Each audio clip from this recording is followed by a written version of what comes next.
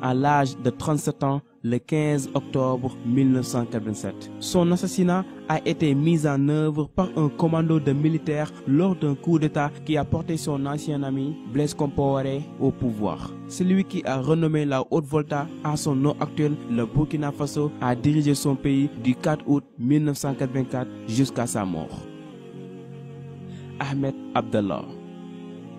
Comme pour la plupart des hommes politiques assassinés, la mort d'Ahmed Abdallah reste assez floue. L'ancien président comorien aurait été exécuté par des mercenaires. À la mort d'Ahmed Abdallah, sa famille reçoit un important héritage qui a fait polémique dans un pays miné par la corruption. Bob Denard, un mercenaire français impliqué dans de nombreux coups d'État en Afrique, est soupçonné d'être l'auteur de cet assassinat. Mais aucune action n'a été possible contre lui en justice. Il est ressorti blanc comme neige de cette affaire. Samuel Kanye Doe. Premier autochtone à devenir président du Libéria, Samuel Doe a été pendant longtemps la cible de nombreux coups d'État. Il meurt sous la torture dans d'affreuses circonstances suite à sa capture par les rebelles de Prince Yormi Jackson. Sur une vidéo largement diffusée en Afrique, on voit Prince Yormi Jackson buvant une bière tandis que l'on arrache une oreille à Samuel Doe. Puis, on expose le corps nu du président défunt dans les rues de la capitale du pays. La communauté internationale est choquée. Mohamed Boudiaf.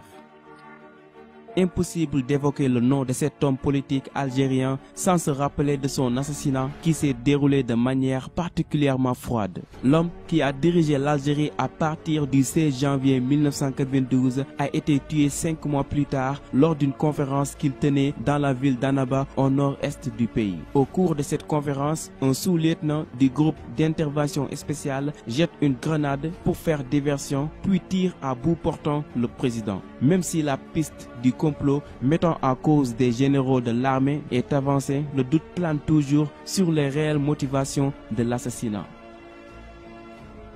Melchior Ndadaye.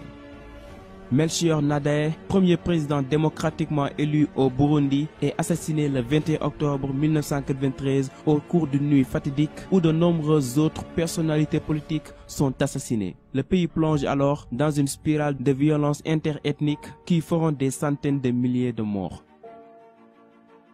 Cyprien Taryamira.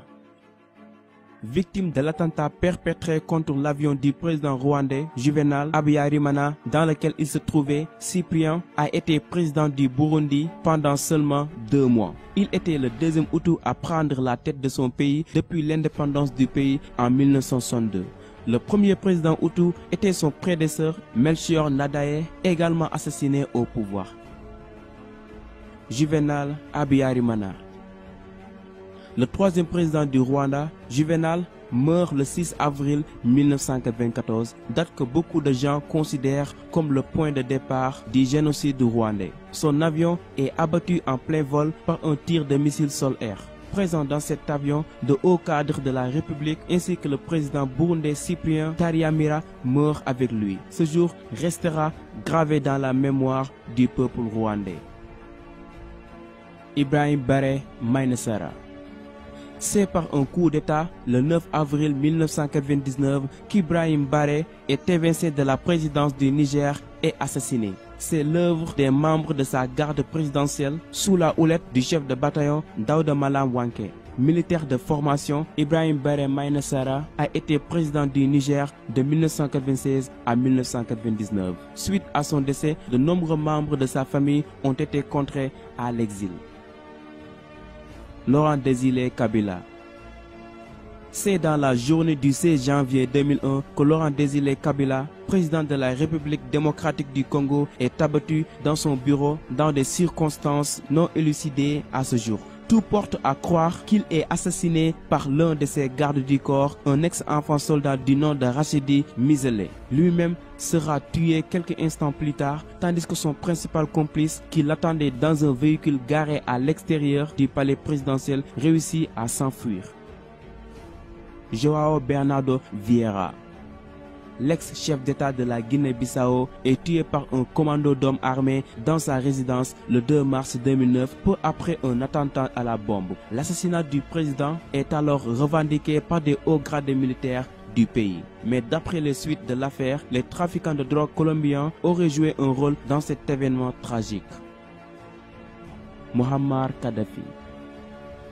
On se souvient encore de cette révolte populaire qui a conduit à la chute du régime de Muammar Kadhafi. Confronté à la prise de Tripoli par les rebelles en août 2011, le guide libyen fuit la capitale. Le 20 octobre 2011, dans les environs de Sirte, celui qui a dirigé la Libye pendant près de 42 ans est capturé, lynché et tué. Des vidéos d'une extrême violence font alors le tour du monde.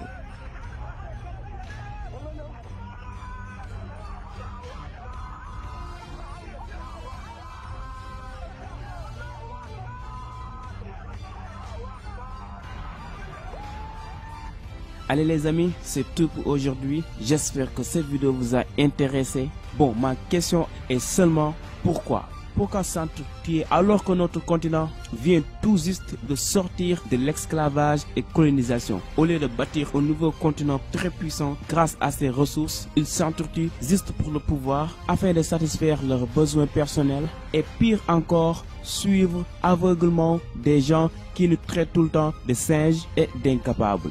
Vraiment, je trouve tout cela désolant. Aimez la vidéo et partagez-la aussi à vos amis, c'est la récompense. Et abonnez-vous pour encore plus et plus de vidéos. Allez, rendez-vous dans ma prochaine vidéo. Ciao!